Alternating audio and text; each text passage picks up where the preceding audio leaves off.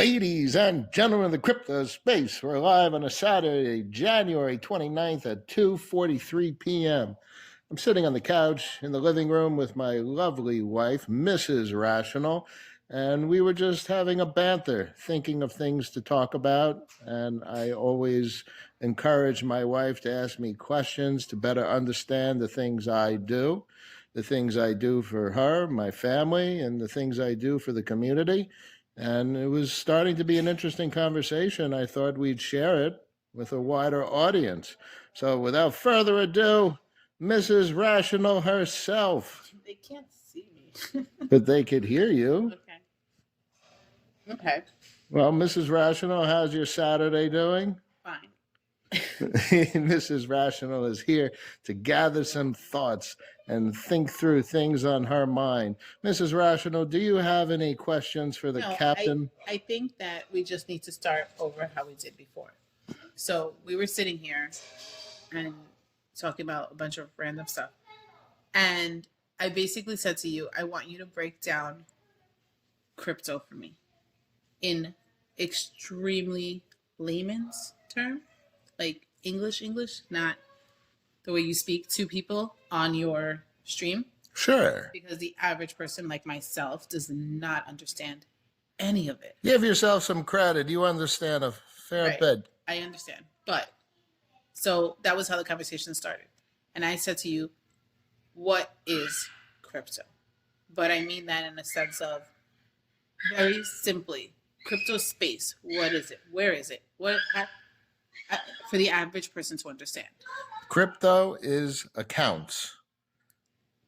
So I think it started with me saying to you, I understand stocks. Stocks are buying into a company such as Coca-Cola, buying a piece of it. You hold it till it goes up, hopefully, and then you sell it or you make dividends off of it. And I'm buying a piece. I know what I'm buying. I know I'm buying a piece of a company and whatnot. But with regards to crypto, it's like I'm not buying a company because these coins, air quotes, I don't really know what they are, where they are, who they are, where they came from. So do you remember at what point we left off there? Like, how did you explain that to me? Well, the fallacy there is jumping right in. What do I buy? And that is not the right direction to head. The first thing to always do before doing anything is to understand what you're doing and why you're doing it. You started with the question, what is crypto? Crypto is accounts. So when you're talking about a token... Who has charge? Who's in charge of these accounts? So this is a great question because accounts are managed by software. Who made the software? Who deployed the software? When you have a bank account with, let's say, Chase, it's software on a server by a corporation, written by developers, so on and so forth, that has a website. So who made the server? Who wrote the software on the server for crypto accounts? People. Who made the software on the server for accounts at Chase? People. So and then an important word is trust. You trust the accounts made with software, written by people on a server at Chase because other people trust it. And there's rules and laws that govern how the bank operates. Right. But so you mentioned this before, and what you said was, well, you put your money into a bank account at a bank. It's the same thing as putting your money into Bitcoin, let's just say, the most popular coin to mention. So you put your money into Bitcoin, and it's the same thing. And I was like, well, no, because a bank is a place of business, a facility that I can, in real life, walk there, go inside of this facility to these trusted tellers and people that are there to help, and I can say, hey, I want to make this deposit of whatever into my account, and they give me a little receipt saying it's here. So I've trusted them to put it in because the system gave a receipt. And now, even though I know that if I have $1 million in my bank account, the $1 million is not actually sitting there at the bank because they can't have everybody's, like, I get that whole thing, but it's a trusted place. Like you said, it's a facility, a real life place that anybody could walk into. There's Wells Fargo's, Chase, all these banks.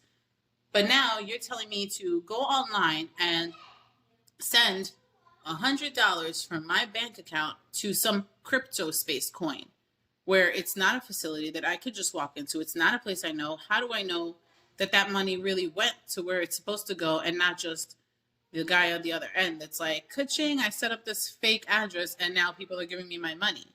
And like, is that silly? But that's a real question. Like, everybody just thinks that you're sending money into cyberspace. What is cyberspace? Where does the money really go? How am I supposed to trust that?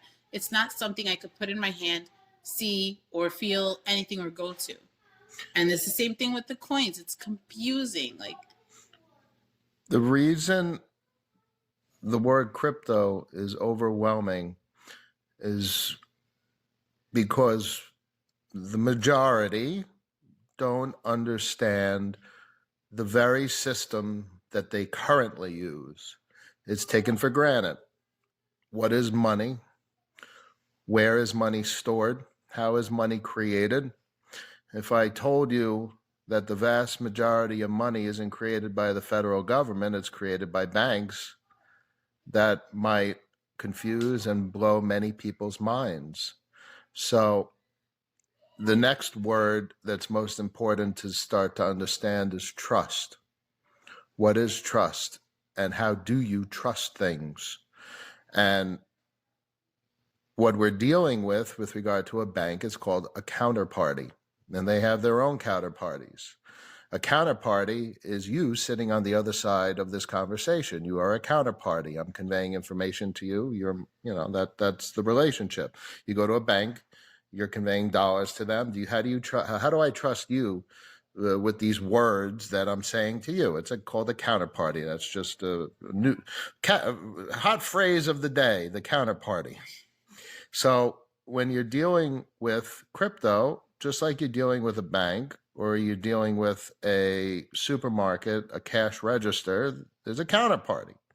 So what are the counterparties? You first have to understand who are your counterparties when you're engaging in activity. Crypto, you have dollars deposited at a bank, your counterparty, and you have a crypto asset that you're interested in. So a crypto asset. It's getting confusing already. So you have an account in the crypto space that you're interested in.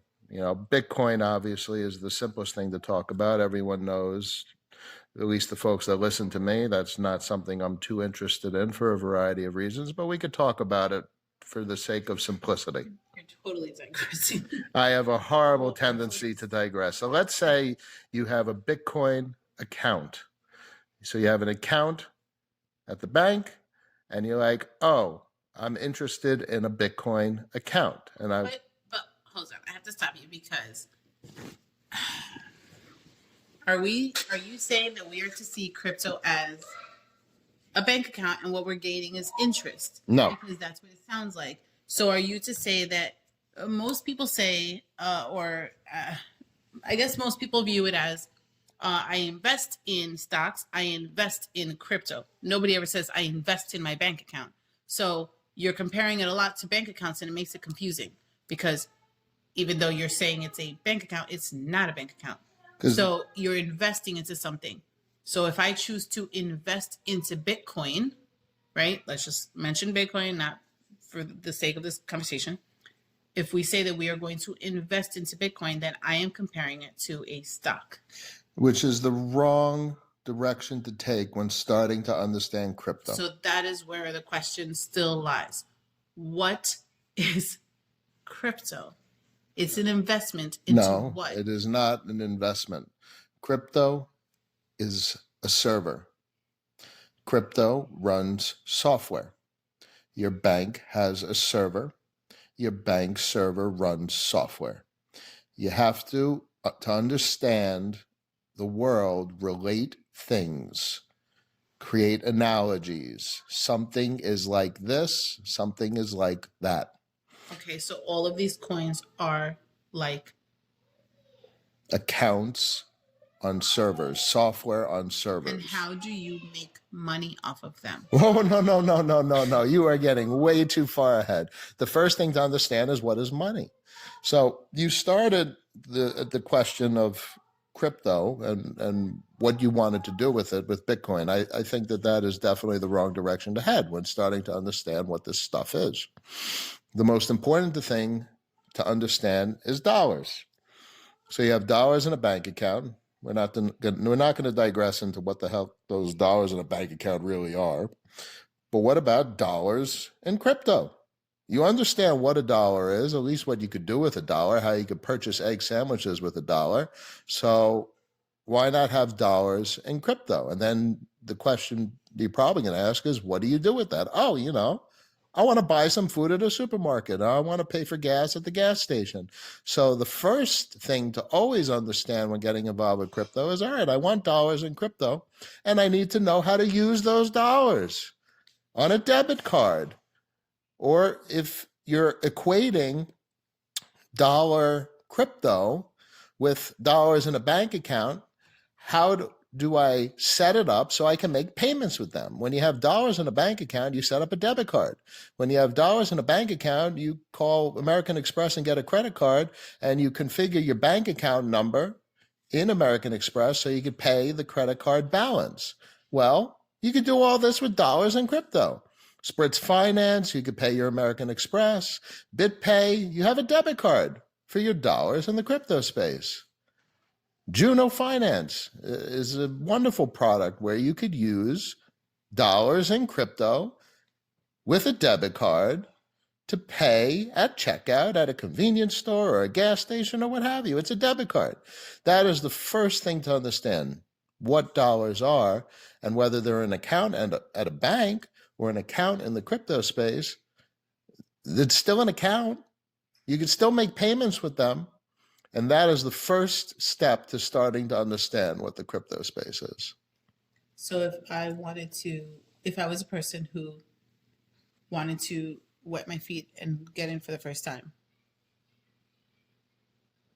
what do I do? What is the first step? How do you go about it? You create a wallet. Well, it gets deep, like what is a wallet? So, and then there's the whole argument of not your keys, not your crypto. So on and so forth.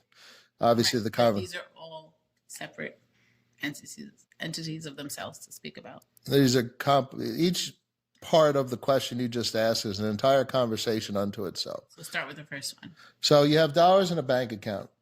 You want dollars in crypto. So you need someone who's going to convert dollars in crypto to $2 in crypto from the dollars in a bank account. It's the same thing that you see at every airport, those currency exchanges.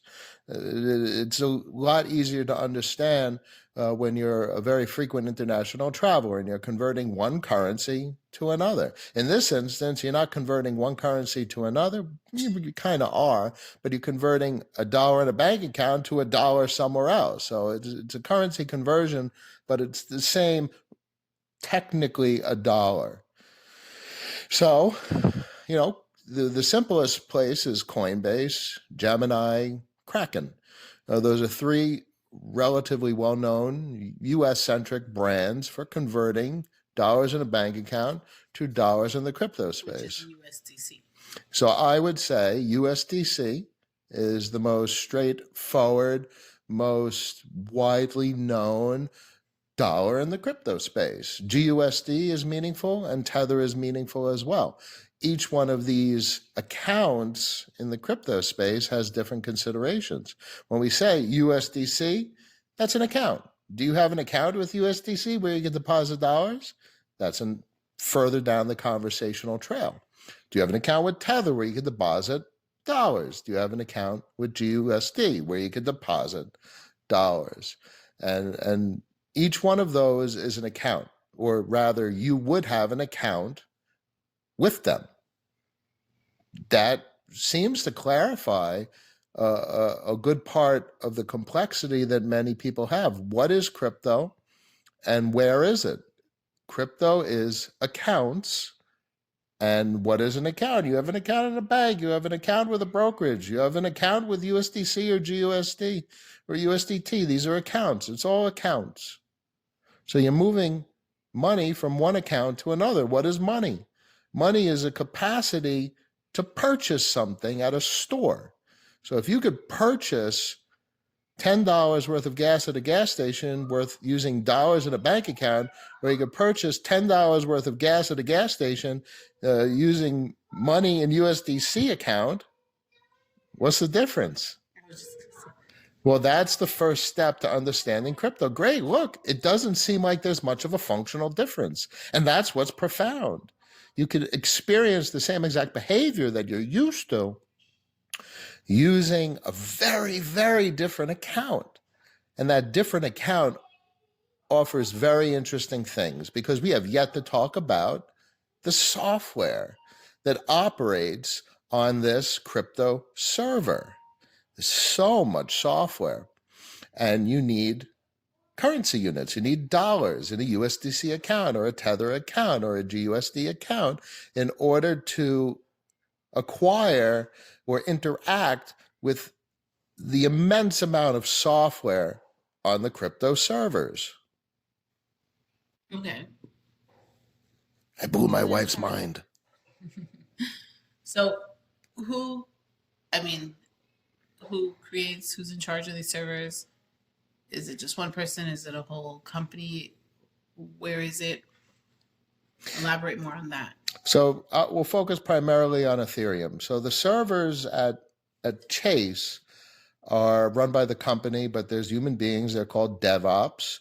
And then obviously there's executives and managers and human resources and all the staff in between. And it's people, human beings. You work at a job. So you understand what it's like to be a human being and get up and go to work. That's the same types of human beings that are managing and making sure these computers work at the bank. It's somewhat the same for the servers in the crypto space. Clearly, it's a very different type of server, but these servers with regard to Ethereum are nodes. Staking nodes now. Historically, it's a different story. What are nodes? Nodes are a word that is used to define a server. Each node is a server. What is a server? A server serves information.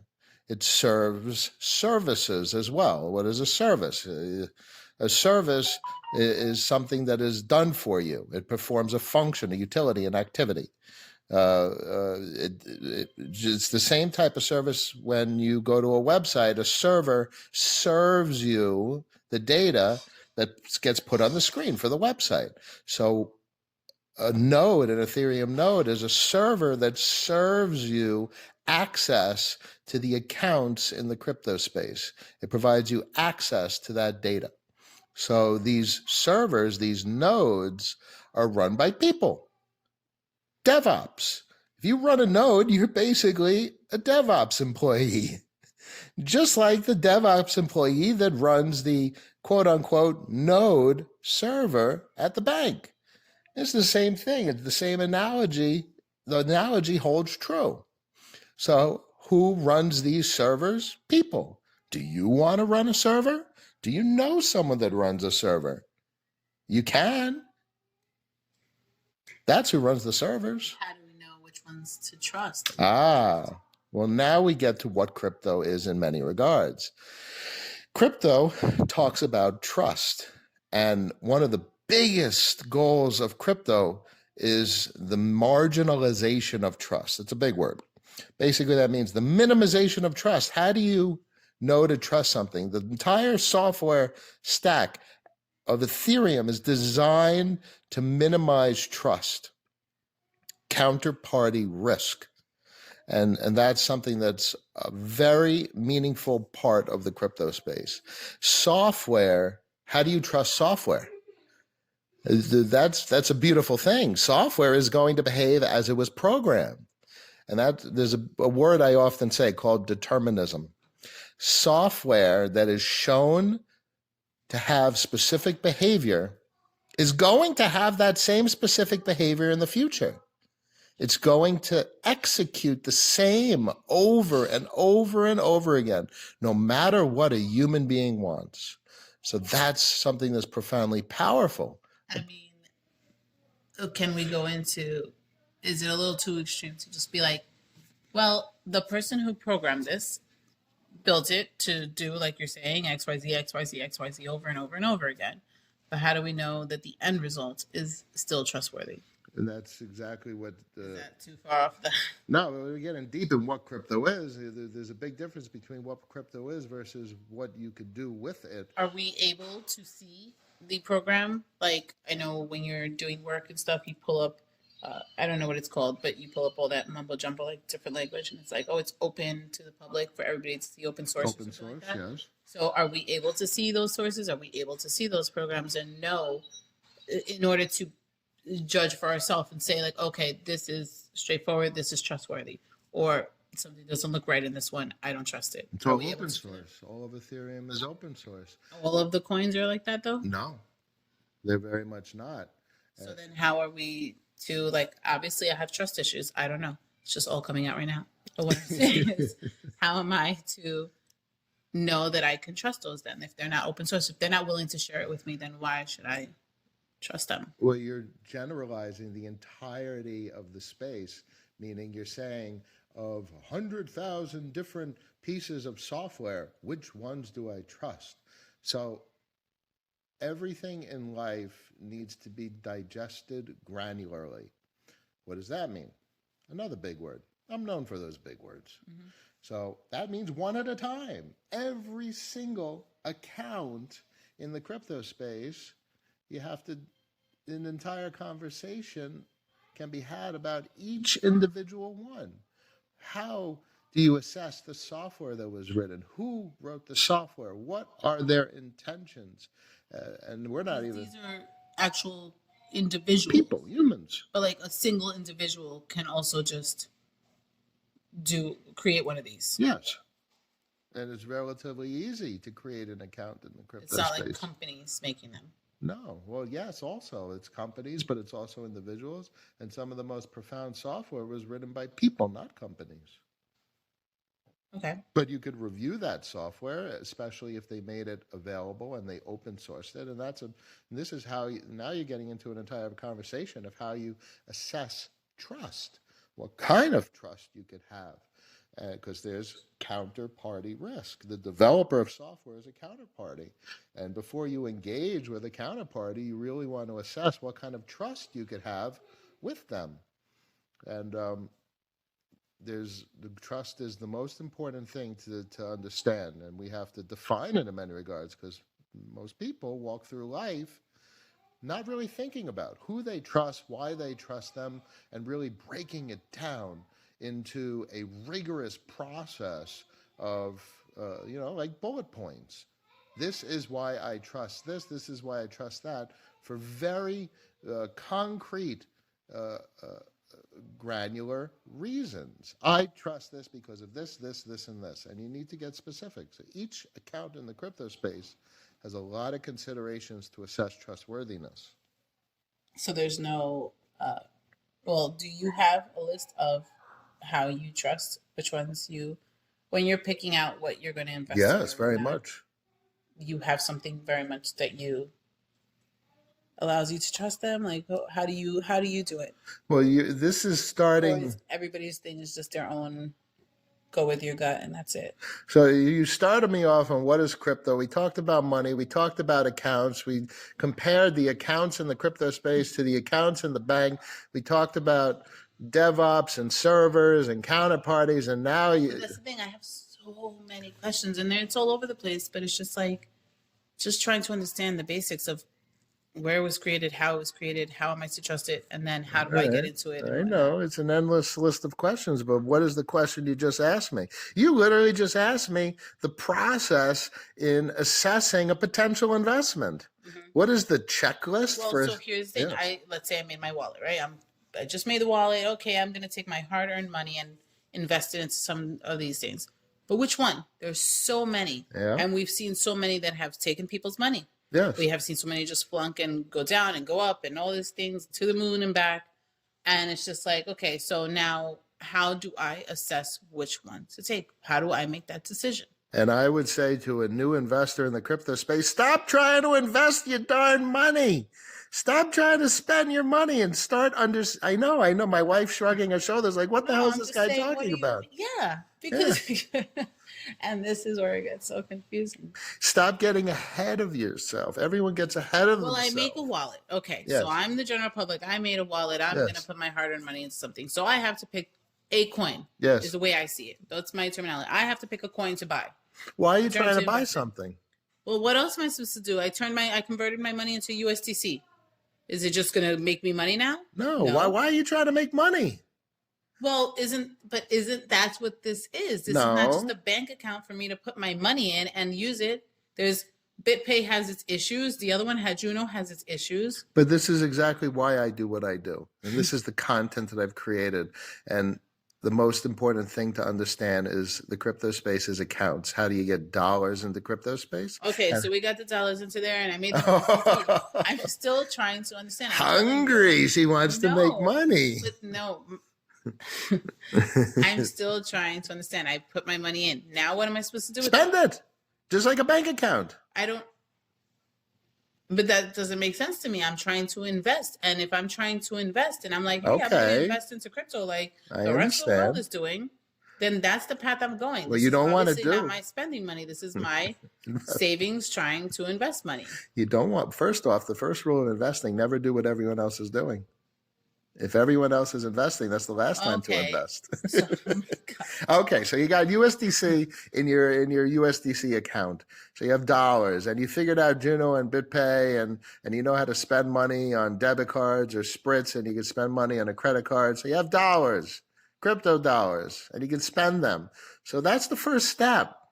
Once you know how to spend your money, then the question everyone really should ask is, how do you make money? Now, obviously, that is why I press so hard. What's the point of making money if you don't know how to spend it? So I know how to spend it. No, because you don't know how to spend the crypto. It's a process to learn how to spend your money that you want to make in the crypto space. And too often it's everyone gets ahead of themselves and they try and make money, and that's what happens with the HODL community. They see the price of a coin, they buy a coin, the coin's going up, but they don't have a process of what to do with it. They don't have a process of how to spend the money they made. So why does everyone do it in reverse? You need to know how to spend the damn money before you make it, because, yeah. When you say to spend the money, I know you don't mean like going to a luxury store and buying stuff. What do you mean by spend the money? For the supermarket to buy. You are talking about just buying items. The supermarket. I thought you were talking about spending it. Again, I guess I'm still just trying to go back to like, but how do I make money? How do I make big money? My wife, Mrs. Rational, wants to make big bucks. No, we're talking about But that's what everybody wants to do, because they're just like, okay, they see all these people that invested into the crypto space. Or keyword invested into the crypto space. Now I want to invest too. I want to make money too. That's what everybody is saying. People that know me, that know you, are asking me questions of, so how do you invest into the crypto space to make money? Because Noah and all these people are making money. So that's the mentality. If you buy into crypto, you will potentially, just like if you bought into stocks, you will potentially make money. Nobody's looking at crypto as a bank account to save. So I'm now learning this from you and I'm understanding this, but that I don't believe that the general public is seeing crypto as a bank account, as where to put your money to spend. They're seeing it as a location or something to invest into. In order to make money, to then be able to spend it. Does that make sense? Am I like... No, and the general public has a misconception of how to approach this system, the crypto space. So we should approach it how? You should approach it like it is money, and it's an account, and you need to know how to spend it. And you need so the average person is going to say, well, why do I need to open a wallet to put money in, like a bank account, to spend it if I already have a bank account and I could already spend it through there? Because that's the precursor to starting to understand how to make money. You can't make money without knowing how to spend it. And that is just the history of the crypto space. You keep saying the same thing about spending money, and I don't. Everybody knows how to spend money. Everybody knows how to go to the supermarket and buy. I guess what you're saying it in set themselves up as a bank account, like the same way that when we're 17, 18 years old, our parents give us a checkbook or our first debit card or a credit card, and we're like, okay, here you go, learn how to manage your money. Is that what you're saying? Like, open this account, put the money in there, and learn how to manage your money using this kind of currency? Yes. Okay. Yes. That's the first step. That's what you're saying. 100%. That's the misconception that the general public has when they first approach the crypto space. Like, how do I invest? No, you have to learn how to spend your money first. Treat it like an account. So you're trying to tell them to put their money in this bank account and learn the different ways to be able to access this currency in order to then play with it further. Yes. So I'm 17 years old, and my parents have just opened this account for me. Yes. And they're like, here you go. Don't overdraw. Don't this, don't that. And once you have so bear in mind, that's a fair amount of a learning experience, how to take dollars in a bank account and convert it into dollars in a crypto account that you could spend at a grocery store for dinner, for your family, or the gas station for the car. I have now, fast forward, invested my money in my wallet, put my money into the wallet. I now have a Juno or BitPay card. I now know how to tap to use it and whatnot. I've got it all set up. Mm-hmm. Okay, great. I'm functional for a few months and I'm good. Now can we get to the investing? Now can I make money? To be continued on the next part of the Captain Rational and Mrs. Rational show. Listen, you just opened up the precursor for everything I do with my social media over the last years, is what is investing. And to understand investing, you have to understand what is money. So, the conversations are endless. Where do you start with investing? We've talked a lot, and this is really a great setup for further conversation.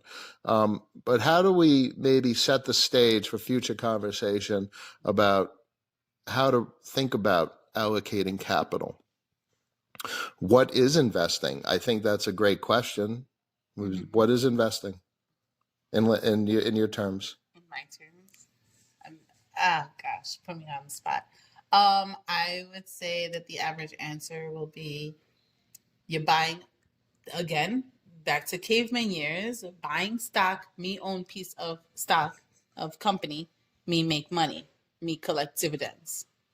Oh my God. Whoa. Mrs. Rational breaking out the big word, dividends. That's very interesting. So, what is a dividend and what is the difference between me buy stock low and sell stock high? And a word that I like to say a lot is sustainability. What is sustainability? It's a methodology that you could do over and over again, that's consistent, that is repeatable, that you're comfortable with. The most important thing prior to doing any type of investing is to figure out what the hell is something that you could potentially be comfortable with. Now, when you're buying assets, not currency, dollars are dollars, $1 is $1, something is priced at $1, you have $1, you could buy that thing priced at $1. Assets are not dollars. Assets change price. They change price down when other people sell them.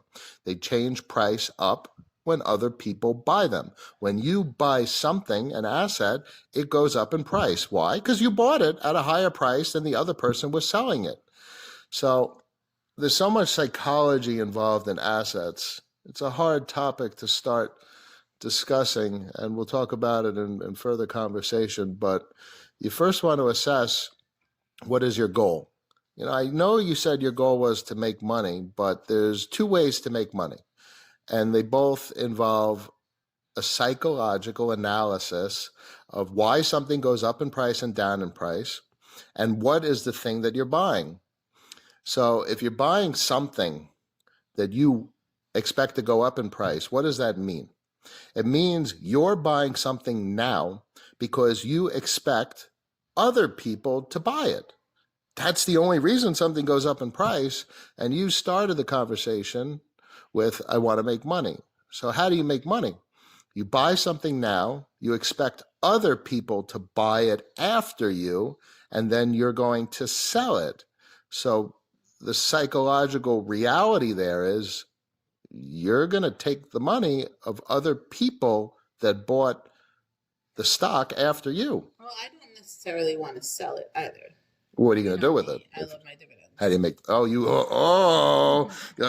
Mrs. Rational has a methodology already. No, I'm just saying, like, that I like to do that. So then there's that way of looking at it. Yes. You're going about it. Is that something that's doable in the crypto space? Dividends are Might be called something different, but like claim buttons and stuff. But is that the same thing? a dividend is a product of enterprise cash flow. So you could call it what you want in the crypto space, a claim button or what have you. A dividend is a dividend. If you got a business that makes profit and those profits, you could buy it. You could get access to it by owning a part of the enterprise. A dividend by any other name is a dividend. So in the crypto space, there is enterprise. In the crypto space, there is profits. In the crypto space, these enterprises have cash flow that they give to the people that own the enterprise. So in the crypto space, there's very much dividends. So the crypto space is very much a traditional dividend investor's playground, just as they would pick a company that offers dividends, Microsoft, who gives whatever dividend they're throwing around, a fraction of a percent. That comes from their cash flow. In the crypto space, there's enterprises just like Microsoft. They have products and services that generate profit for the company, the enterprise, the crypto enterprise, and that cash flow you can have access to just as a traditional dividend investor engages with the stock market. So I like that methodology. I favor that methodology. And frankly, anyone that follows me knows that's the entirety of my methodology for engaging with the crypto space. I want dividends. I want cash flow. Cash flow above all else. I'm not a fan of the buy and hold and hope that other people buy it so that when they buy it, I could then sell it and take their money. I don't like that. But that's capital gains. That's buy low, sell high. It's adversarial. That's P2P. I am playing my psychology against other people's psychology. My psychology says I believe that other people are going to buy it. And because other people maybe end up buying it, they raise the price, and then I could sell it to someone else for that higher price. That's adversarial. It might as well be a sport. Yeah, at least for me, I don't think that that's exactly what I want to do.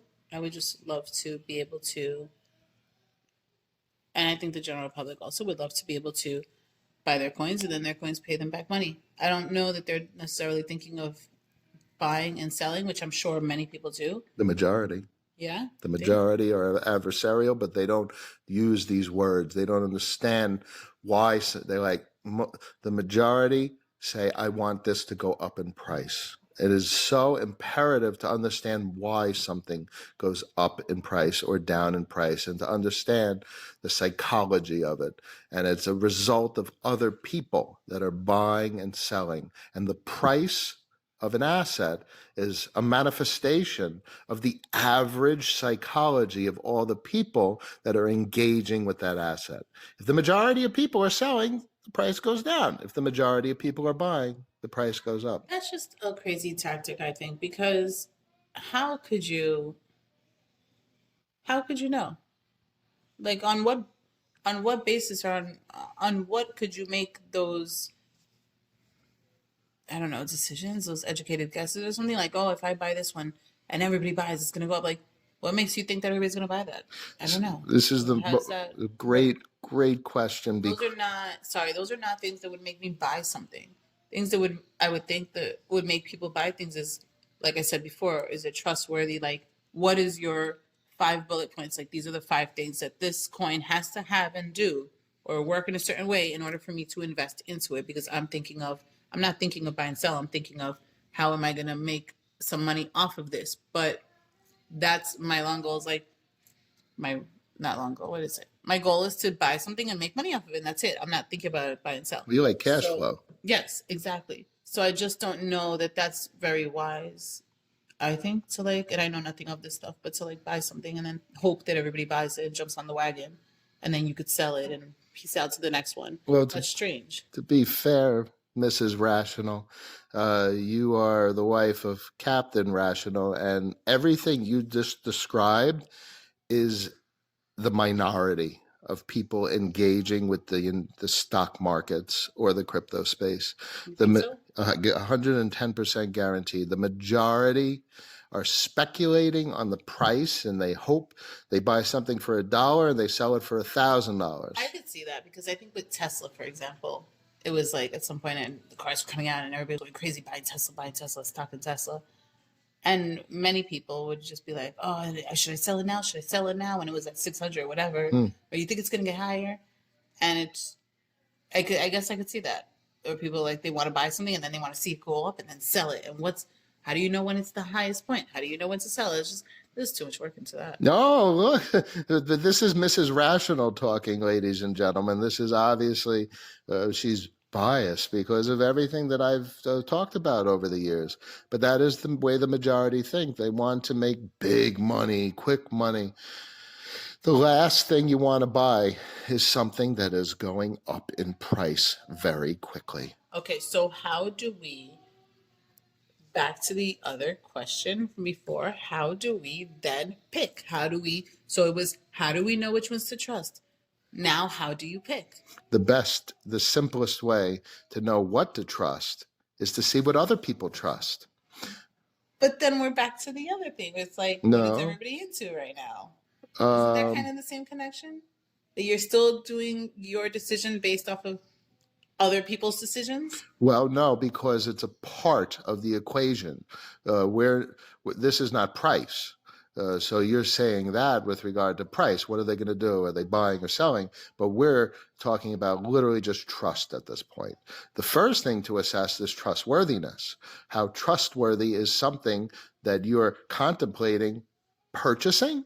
That's the most important thing to first assess. So it's there when other people trust something, you are also inclined to trust it more than you would if other people don't trust it. And time, and that word is called lendiness. The longer a technology exists, the more likely it is going to continue to exist because trust builds and the software proves itself, and over time, things become more trustworthy. So as you are able to acquire trust in things, you're able to reduce your risk of software malfunction or risk of other people losing trust. If other people lose trust, they sell, price goes down. And we're obviously not necessarily talking about that kind of engagement with the market where you want the price to go up. So it's not that kind of a trust. I think the trust you're talking about is more so assessing the viability of an enterprise and its capacity to continue producing cash flow. I like that. Disappear into cyberspace. Oh, my wife's a value investor, ladies and gentlemen. That is a traditional equities market value investor right there, and applying things that she does in the traditional equities market to the crypto space. So there's an analogy right there. In regards, these crypto pieces of software are enterprise just as a brick and mortar enterprise. Just they're not brick and mortar. They have products. They have services. There's cash flow. There's a balance sheet. But ladies and gentlemen, there's no debt. There's no real estate. There's no HR. There's no benefits. There's no salaries. So that, I would say, is probably the most interesting thing to look at when you're looking at these crypto protocols. You're looking at the balance sheet. Why? Because that's exactly what you would do for Microsoft. You assess the balance sheet.